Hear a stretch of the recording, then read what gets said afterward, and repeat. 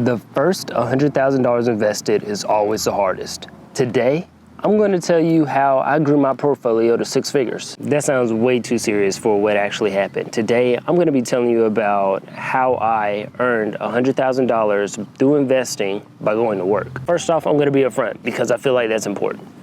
It took between 7 to 8 years to reach $100,000 invested. Second, I've never earned more than $62,000 a year. And third, I didn't have a car payment this entire time because I saved my money, bought cars in cash, or, I had an existing car that I kept for the majority of that 7 or 8 years. And I'm extremely lucky to not have student loans. I graduated undergrad in 2014 and was lucky enough to have landed a job literally a week after I walked across the stage of graduation. I went into my first day of work expecting to contribute enough to my 401k to meet the company match, and that was pretty much it. That was all I was gonna do. And then I met Kevin. Kevin challenged me to invest more money if I could afford to. He asked me a couple questions like, did I have any kind of responsibilities such as car payments, student loans, anything like that I needed to take care of? And honestly, my answer was no. So he said that I'd be doing a disservice to myself if I didn't invest as much money as I possibly could while I didn't have that many responsibilities. Now that I have all these big boy responsibilities, I'm not investing as much as I should right now, but it's great that I spent the majority of my 20s building that up. So now it's a lot easier. All in all, I was lucky to not have any debt at the time, so he recommended that I put closer to 10% of my earnings toward my retirement account. At that time, I didn't have more than $20 in my bank account. But the good part was I didn't have any other expenses because I paid all my bills, and the only thing that I had to wait for was my first check so I could eat. I purposely kept my expenses low when I first moved to my apartment, mainly because I didn't have any money, and second, because I needed to make sure, because my job was hourly plus commission, I needed to make sure that I had enough money to actually make rent and pay my bills. So the way I set my finances up was the smaller check, the non-commission check, had to be enough to pay for my rent at my apartment. The bigger check should be able to cover the rest of my utilities. Back then, all I had was an electric bill, internet, cell phone, and gas and food. That was pretty much it. I didn't have any kind of streaming subscriptions or anything like, I had a gym membership. That was the other thing that I had. But beyond that, that was it. And I really didn't buy anything to add to those expenses as well. Because I was living within my means and I worked a closing shift, which means I had no time for socializing or for friends, I had a little bit of excess money and it started to build up over the years. So of course, what I did was I started trading like I did in college and, try to make my money work for me, as they say. And I took a fat L. Like, I lost a lot of money trying to trade. From there, I just wanted to find a better way to make money that it didn't involve watching stock charts and, putting money in investments to pull them out later. I found out about long-term investing using a robo-advisor.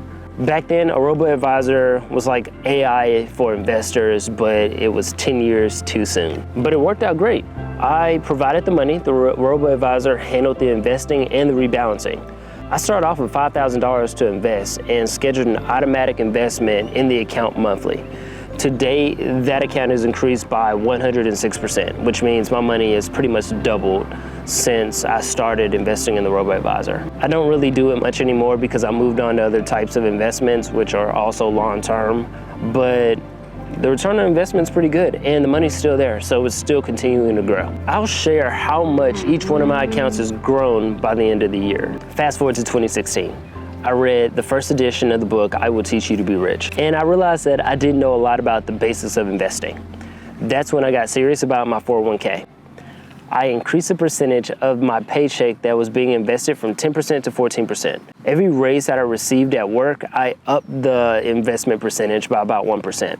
Eventually, I got a promotion, and with that promotion, I found out that my company matched not only my 401k, but they also invested the first $1,000 invested into my HSA.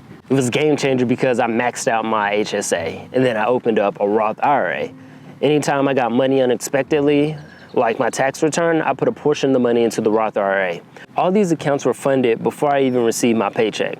So my future self got paid first, and then it was up to me to figure out how to live off the rest. My investments were pretty much on autopilot at this point. I didn't even need to watch it. I had the freedom to focus on other goals, like saving for a down payment on my house, or learning skills to become self-employed, or just taking vacations when I wanted to. February 2021 is when I finally crossed the $100,000 mark. I earned 6 figures by going to work and automatically investing the money that I was receiving through my paycheck for 8 years straight.